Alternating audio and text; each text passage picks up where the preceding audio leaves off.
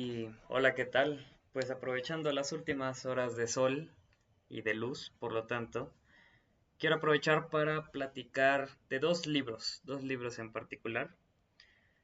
No le meteré mucha adición a esto, solo tengo ganas de hablarlo, me gustan mucho los libros y pues uno de mis favoritos de todos los que he leído es este. Historia de la ciencia en los países del Islam de Ahmed Hedbar. Este libro es del 2022, lo compré justo en el 2022 en la Feria del Libro en la ciudad de Puebla. Y lo primero que me llamó la atención es que es un libro precioso con muchas imágenes. Bueno, muchas, es decir, pero ahí se alcanzarán a ver algunas que otras. De repente trae algunas bellezas bueno, quizás no se alcanzaron a ver tanto, pero trae unas joyas de ilustraciones y dan muy bien a entender de qué va todo esto del Islam. De hecho, al inicio empieza así, ¿no? Hablando de las distinciones ya sea geográficas o políticas, ¿no? Trae algunas tablas que ayudan a entender muchísimo de qué es lo que está hablando. Y, y por acá igual, algunos diagramitas para explicar ciertos aspectos, pues por ejemplo, matemáticos, o bueno, por ejemplo, dice cuadro 3, escritos de Aristóteles traducidos al siriaco o al árabe. Y es mucha ayuda si uno está intentando hacer investigación, así que acá hay bibliografía, acá hay. También tenemos estas que son mis favoritas, que dice triángulo aritmético de Al-Karaji, figura 5.6. Pero mi favorita, esta, esta. Dice figura 5.7, el triángulo de Inmunin, que es una versión temprana del triángulo de Pascal. Más o menos de por ahí pues echándole cuentas y según lo que me acuerdo de este libro, por ahí del año 900, 1000 después de Cristo. Entonces, ¿qué tiene este libro? Historia de la ciencia en el Islam, porque no toda la ciencia es occidental, es algo que quizás a veces se olvida, uno como occidental, pues a veces, bueno, a lo que más uno está expuesto, pues claro, es la ciencia occidental. Voy a callar un poquito mis notificaciones, porque si no se van a estar escuche y escuche. Ya. ¿Y de qué nos habla este libro? Bueno, tiene varias secciones, empieza primero con una introducción, porque, claro, este libro, por cierto, libro del Fondo de Cultura Económica, el poderosísimo Fondo de Cultura Económica, la intención es dirigirlo a Occidente, ¿no? ¿Quién es Ahmed Hedbar? Bueno, pues si no me acuerdo, es argelino, es, es historiador, matemático y ministro de Educación de Argelia. No sé si lo sigue haciendo y me parece que sigue vivo, no lo sé. Me parece que sí, al menos cuando yo compré el libro seguía vivo. Este, y es muy interesante, es un científico en la política que hace historia. Para mí esos tres pilares son fundamentales si uno quiere entender la totalidad de la ciencia, porque la ciencia no solo, la ciencia es un, un aspecto social también. No solo son matemáticas, no solo son leyes, no solo son libros, sino también son las instituciones, las personas, los eventos y el contexto en el que se hacen. Bueno, regresando, el libro empieza explicando cuestiones del Islam, que cómo era la ciencia, qué era lo que ellos entendían por ciencia, que hasta el derecho era ciencia, tenía mucho que ver con la religión. La ciencia islámica no es ciencia occidental y por eso es diferente la interpretación de lo que puede significar ciencia o no. Hasta la poesía era ciencia para ellos. justificado desde un aspecto religioso, claro. Y creo que los primeros dos, tres capítulos, el trabajo en que uno entienda eso es perfecto. Es perfecto. Luego habla un poquito de la física, las matemáticas, la medicina, la biología, la zoología y botánica, este,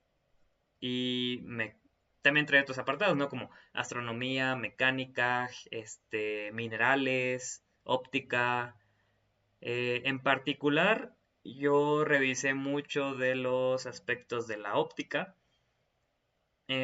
cuando investigué sobre Alacén. Y un dato que quiero comentar es que la primera explicación correcta del arco iris parece ser de Al-Farisi. No me consta, pero parece ser de Al-Farisi. Ibn al-Haytham, o aquí en Occidente conocido como Alacén al-Hassen, fue muy popular en la Edad Media, tanto que lo dibujaban junto a Galileo. No recuerdo en qué libro estaba esa imagen, pero está Galileo y Alacén por sus trabajos en ciencia, ¿no? El trabajo más famoso de Al-Haytham es el Kitab al-Manasir, libro de óptica. Kitab, libro al-Manasir de óptica. Y lo publicó por ahí del 1011. No, entre el 1011 y el 1024, hace 1000 años. Y Al-Farisi publicó su Taqij al-Manasir, que es revisión del libro de óptica en español, por ahí de 300 años después, 1300, contestándole a Alacén. Y una de las cosas que parece que le contestó, yo no sé árabe, no he podido leer las versiones originales, he leído artículos, ¿no? Que trabajan con el libro traducido, ya sea por traductores famosos como Sabra, como Smith, como... ¿Quién más me acuerdo que traduce estas cosas? Mm, Sabra es el más famoso. Sabra es el más famoso. Este, pues, ¿qué le dice al Farisi? Ah, bueno, que los arcoíris no son como él pensaba. Él planteaba como reflexión entre las nubes y que de ahí salía el arcoíris. Si divago mucho es porque solo es eso lo que estoy haciendo, divagando y hablando de lo que me acuerdo. De lo que me acuerdo que es interesante. Bueno, todo es interesante. El caso. Alacen intenta dar una explicación de los arcoíris que, bueno, hace un cálculo allí erróneo del ángulo de refracción y reflexión. Este, y su explicación del arcoíris no parece convencer 300 años después a Al-Farisi. Y él da con la explicación correcta con refracción y reflexión interna en gotas de lluvia. Y hizo un modelo, o sea, llenó una esfera de cristal, la llenó de agua e intentó explicar el arco iris, ¿no? Porque claro, pues uno así de lejos no ve que haya gotitas, sino... Era la imaginación de Al-Farisi. La cuestión de la ciencia en el Islam, si a uno bien le va, la va a encontrar en 4 páginas de algún libro de historia de la ciencia. Va a venir historia griega, historia islámica, historia del Renacimiento. Y la etapa islámica fueron más o menos unos 900 años, pongámosle. En 900 años pasan muchas cosas. ¿Y por qué le dejan un pedacito así? Ah, porque nadie se ha preocupado. Y a ver, si quizás no hubo tantos avances como los hubo en el Renacimiento. Y la noción más común es que los árabes y persas, porque no solo eran árabes, eran persas, ahí se aclara en el libro que el Islam no solo es de árabes, sino también es de persas, de uzbecos, de los indios también en la India hay Islam, de los filipinos, bueno, pero eso es más moderno. En esas épocas pues había pueblos de Medio Oriente. Entonces, aquí la cuestión de por qué se habla tan poco es, bueno, Se piensa que esa época solo fue una época de resguardo del conocimiento en el cual no le hicieron nada y así como lo obtuvieron de los griegos, porque de los griegos llegó a a los sirios, de los sirios pasó a los persas, a los árabes, y de los árabes pasó a los persas, y los persas lo regresaron, bueno, ajá, parte de los persas, parte de los árabes, lo regresaron a Europa, pero ¿por dónde entró ese conocimiento? Por España, entró por el Magreb, cuando en el 711 empezaron las invasiones islámicas a la península ibérica. Ahí entró ese conocimiento en Europa. Sí, quizás también de repente por los comerciantes italianos o venecianos, florentinos y algún que otro explorador random llegando desde la Rus de Kiev, ¿no? Pero la mayoría entró desde España. Ahí en el califato de Córdoba, hubo un florecimiento del conocimiento matemático, físico, hermoso, hermoso. Ahí estaba Al, Al-Manún, según yo. No, Al-Mutamán. Al-Mutamán. Al-Manún fue un califa del califato abasí, si no me equivoco. Pero no, Al-Mutamán, rey de la taifa de Zaragoza, por ahí del 1081, por ahí del 1081, 1085, escribió su Kitab al-Istiqmal, que significa el libro de la perfección. Ahí él logró calcular volúmenes de paraboloides, si no me equivoco. Pero bueno, ya volúmenes de sólidos de revolución ya es algo bastante impresionante y recordemos que no había cálculo. Eran puros métodos geométricos. Hubo otra gente que se dedicó a clasificar ecuaciones cúbicas, otros que se dedicaron a resolver a las soluciones positivas de las ecuaciones cúbicas, a calcular áreas sobre superficies, sobre proyecciones de curvas cónicas en superficies. O sea, tenemos aquí una parábola en el espacio y la proyectan en un plano. Y bueno, no necesariamente, sino como curvas, algo así, según lo que recuerdo. Eran proyecciones y se calculan luego áreas o volúmenes de lo que se esté proyectando, ¿no? Este, y eso es impresionante. Es muy impresionante. Y pues podría seguir hablando de todo lo que hicieron estos cuates, los árabes. Al que más conozco es Alacén, pero también estuvo Nasir al-Din al-Tusi. Me parece que trabajó en el observatorio de Samarcanda. No sé si siga en pie ese observatorio. E incluso propuso un modelo parecido al copernicano, por lo que en este libro se menciona.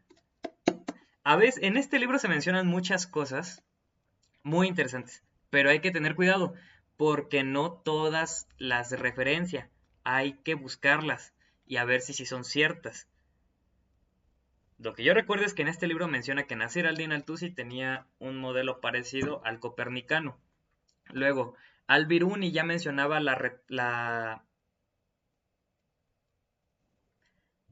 rotación de la Tierra sobre su propio eje.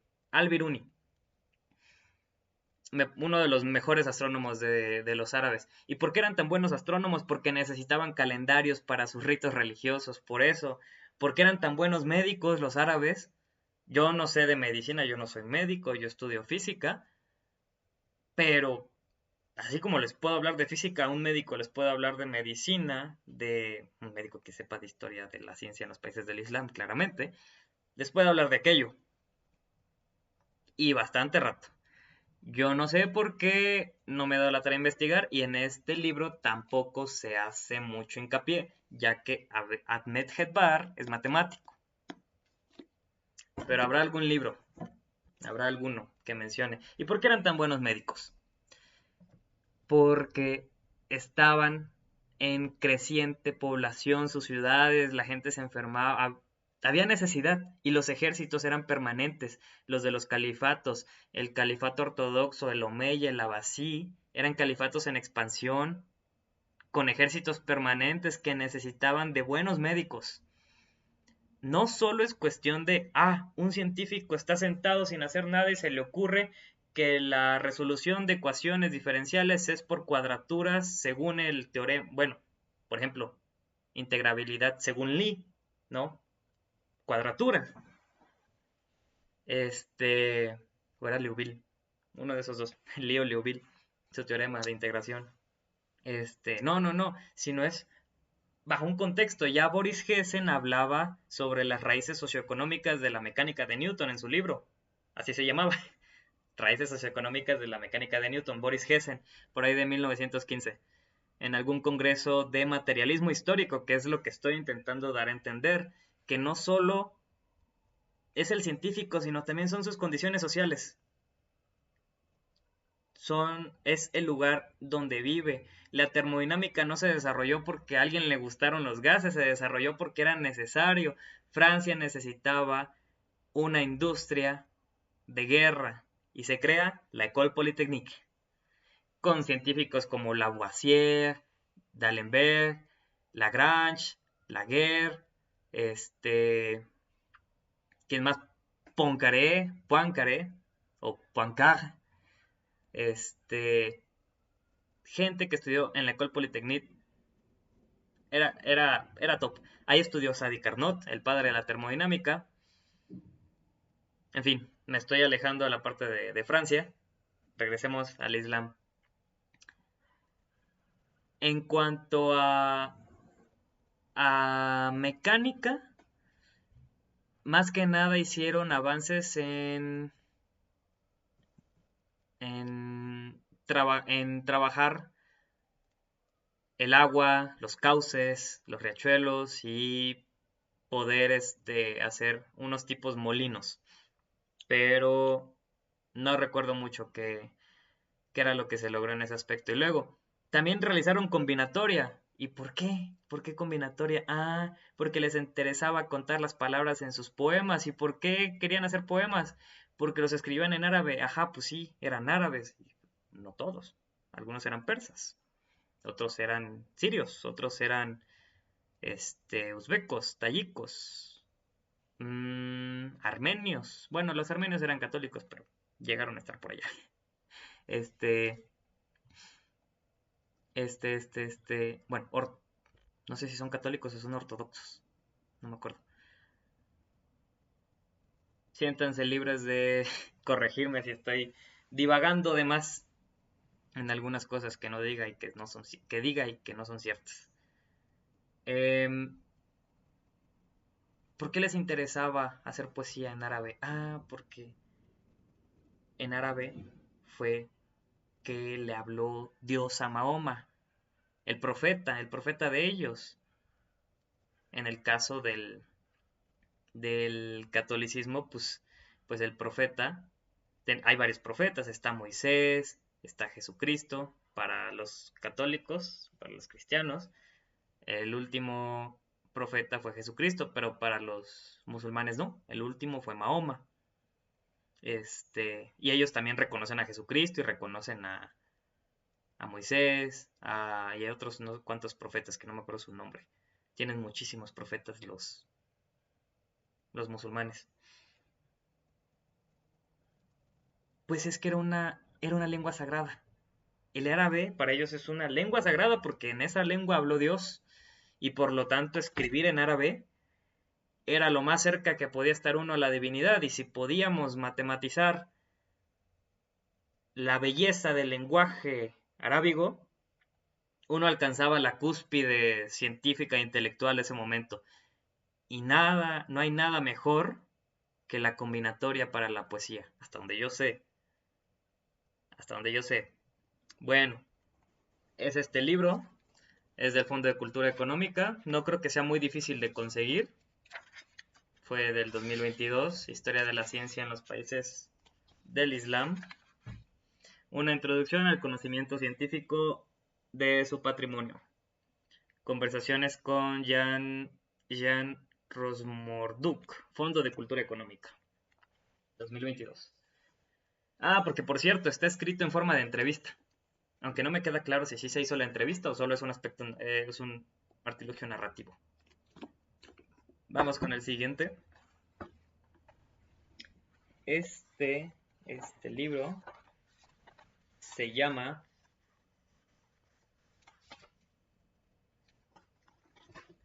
La ciencia en la Unión Soviética.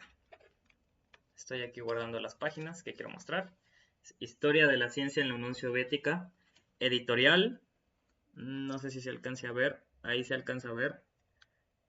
La poderosísima Mir Moscú. Este libro lo compré en Ciudad de México. 270 pesos me costó. En la famosísima calle Donceles. Si conocen la calle Donceles y no son de Ciudad de México, se pueden considerar un buen fan de libros. Entonces, otro aspecto de la ciencia que no es occidental, la ciencia soviética. En particular, quiero hablarles de la División Siberiana de la Academia de Ciencias de la Unión Soviética. Allá, estos cuates trabajaron una inmensa cantidad de temas. Es microradioelectrónica, plasmas de altas energías y física de altas energías con colisionadores, ondas no lineales, explosión dirigida, teoría de explosión dirigida, corrientes de chorro, y allí aparece Mikhail Lavrentiev, porque él logró demostrar que bajo ciertas condiciones un fluido puede salir en chorro, en una explosión. ¿Y eso en qué se usa? Ah, pues municiones, no recuerdo el nombre técnico, pero son municiones perforadoras para blindaje en tanques. Tienen puntas de tungsteno. Lleva un gran momento, una gran energía cinética el proyectil, y lo que hace al impactar, como es tan grueso el proyectil, aquí se desbarata, se calienta y logra sacar un chorro tan caliente que el blindaje lo pasa como mantequilla y sale un chorro de este lado expulsando metralla. A quien quiera que esté adentro de ese tanque, pues ya no va a salir. ¿Qué más? Eso era lo de corrientes de chorro. También de teoría de detonación de spin. Tiene que ver con la propagación en espiral de los frentes de onda por medio de tubos. Eso se utilizaba para crear otros metales. No sé muy bien cómo, no sé de metalurgia. Pero parece ser que pues, también usan explosiones para crear otros materiales. No solo era para la guerra. Pero bueno, todos sabemos que la mayor industria de la Unión Soviética, bueno, una de las mayores era la armamentística. Bien decía un profesor, el profesor Angoa de la Facultad de Ciencias Físico-Matemáticas de la UEP, que los topólogos no recibían tanto presupuesto en la Unión Soviética. ¿Por qué? Porque la topología no mata a nadie. También teoría de cargas huecas, seguramente Lavrentiev participó ahí. Corrientes y también algo más aplicado y más del, como digamos, mmm, como diríamos, aplicado a la sociedad. Era ciencia muy aplicada porque pues se nota, ¿no? Casi todo es de aplicación industrial directa, y también investigaron corrientes de curso libre y predicción de caudales, porque en la zona de Siberia pues hace falta traer agua y tenían que ver de dónde y tenían que saber cuándo llegan esas lluvias. Se habla más de lo que se hizo. También tenían un instituto de economía, otro de filología, un de filosofía. Hay como 22 institutos, y Lavrentiev crea lo que se conoce como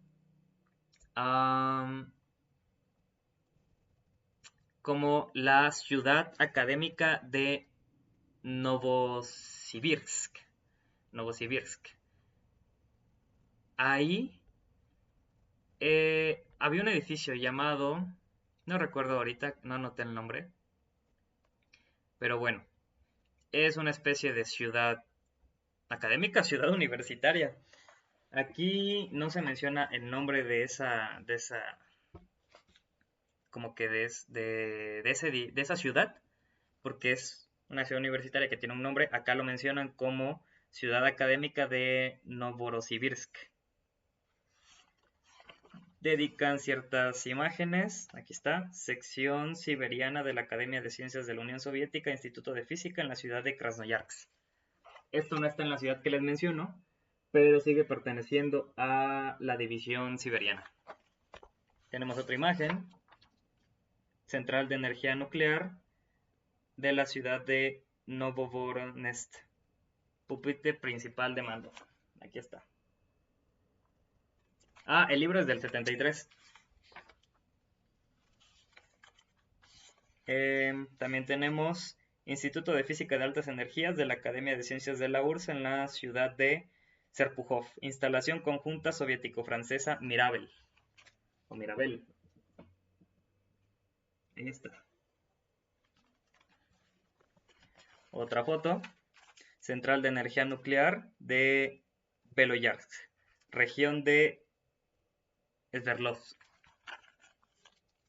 Aquí está. Es una central nuclear. De esas famosas de la Unión Soviética. Tristemente famosas. Por descuidos humanos, no por que la tecnología nos sirva. Y aquí está. Ciudad Académica de Novosibirsk, de la sección siberiana de la Academia de Ciencias de la URSS Instituto de Física Nuclear, experimentos en el acelerador de haces enfrentados de partículas elementales. Para los físicos, aquí está. Ahí se ven dos personitas encima.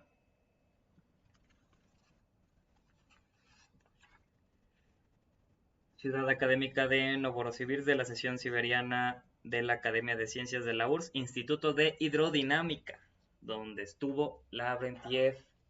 Él fue quien impulsó la creación de esta ciudad en Siberia, una región alejada del país. Se dedican unas cuantas páginas, ¿qué serán? Como 6 hojas a esta ciudad, pero no se menciona a Lavrentiev, que fue prácticamente quien impulsó la creación de esa ciudad. Y el que les hablaba que investigó sobre las corrientes de chorro en explosiones. Y pues bueno, parece que yo no sabía que se podía investigar eso, pero parece ser que sí, o sea, y era, según yo era matemático. Según yo, no me lo crean. Pero bueno, este era el libro que les quería mostrar. La ciencia en la Unión Soviética, editorial Mir Moscú, 1973. Ah, y me encanta que viene de color rojo esta parte. Según yo, no es un rayón porque es parte del forro del libro, del interior. Y vean qué preciosidad. 1973. Por cierto, un libro con mucha propaganda, tanto que a veces hasta duerme. Ah, miren, el Sputnik. Pues claro, tienen que presumir, ¿no? Uno presume lo mejor. Ah, y claro, el Soyuz. Es una preciosidad este libro. Preciosidad propagandística, pero preciosidad. ¿Y por qué me quejo un poco? Bueno, porque siento que a veces es demasiado, o sea, como que repiten lo mismo cada inicio de capítulo. Y está bien porque ya la había, y está, o sea, para mí ya era suficiente con el primer capítulo que se llama... Ah, vale la pena que les mencione de qué tanto habla. Capítulo 1. Bueno, no dice capítulos, solo son como si fueran artículos. La Unión Multinacional de las Repúblicas Socialistas Soviéticas y el desarrollo de la ciencia, que es historia de la ciencia en los inicios de la Unión Soviética, sobre las bases, y también institucional, sobre las bases sociales e ideológicas del acercamiento de las naciones y los pueblos.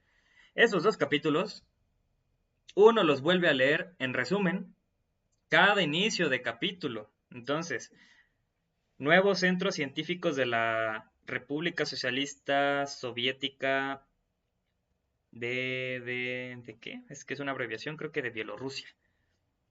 Auge de la ciencia Auge de la ciencia de la Ucrania soviética, Bielorrusia y su ciencia, fuentes y desarrollo de la ciencia de la Uzbekia soviética, la ciencia y las fuerzas productivas de Kazajistán, la ciencia en la Georgia soviética.